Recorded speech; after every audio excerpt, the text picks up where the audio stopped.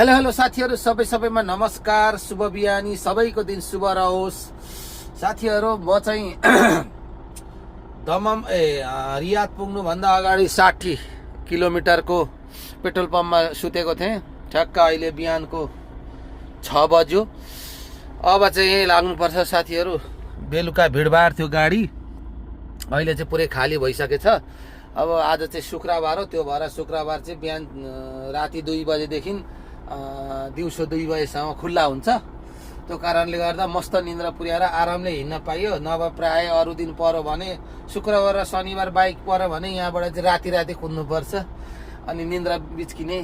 त्यो कारणले गर्दा यो आज फ्राइडेको दिन परेको र आज चाहिँ मजाले सुत्न पाइयो।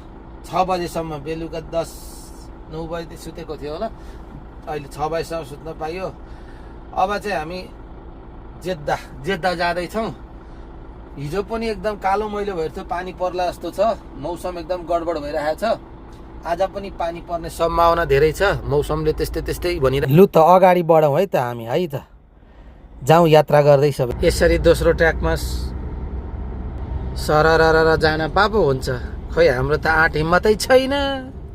साथीहरु, सबैमा नमस्कार। के छ, सन्चै आरामै हुनुहुन्छ होला साथीहरु? हामी चाहिँ ताइ भन्दा अगाडि खाना खानेको लागि 25-30 किलोमिटर अगाडि यो के भन्छ कच्ची पार्किङमा रोकेका छौँ। अब खाना बनाउन आँट्यो। खानासाना बनाएर खाएर चाहिँ अनि ओह्रालो लाग्नु पर्न। ए धुलोले बिजोग बनाएको छ साथीहरु। हावा त्यस्तै है, के गर्नुहुन्छ? ल हेर्नुहोस्, हाइवेमा खाना बनाउन लागिरहेछौँ। अब खाना त बनाउनै पर्यो होइन। हामी 2 भाइ छौँ। यो कन्टेनर रिटर्न लिएर जाँदैछौँ अनि अब टक्कसँगले धुलोसँग खेल्दै ओर्दै भानी खाना त बनाउनै पर्यो, खानै पर्यो होइन। हामी 2 जना छौँ। हाम्रो धनबहादुर सोल्टीले उहाँ खाना बसाउँदै हुन्छ। मैले यहाँ दाल पकाएँ, सब्जी हिजोकै उब्रेको छ साथीहरु। अब यस्तै छ है, पारा यस्तै छ। धुलो उड्न काहीँ छोड्दैन। अब हेर्नुहोस्, हाइवेमा पुरै रफ्तारसँग चाहिँ गाडीहरू चलिरहेछन्। यस्तै छ।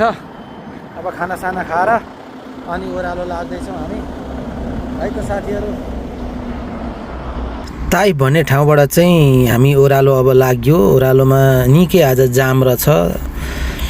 खानासाना खायौँ अनि खाना खाएर चाहिँ अनि हामी बसिनौँ, त्यहाँ बसिनौँ। सिधै उहीँ जेद्दा नै गएर बस्ने भनेर हामी त्यहाँबाट बाटो लाग्यौँ।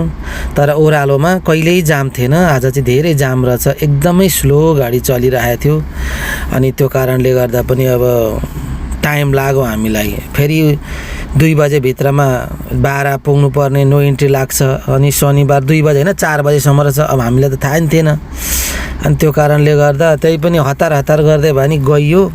तर 4 बजे खुल्ने रहेछ होइन। त्यस पछाडि थाहा भयो यो ओह्रालोको जामले लगभग हामीलाई 1 घन्टामा पार गरिन्थ्यो भने लगभग 2-2.5 घन्टा लाग्यो।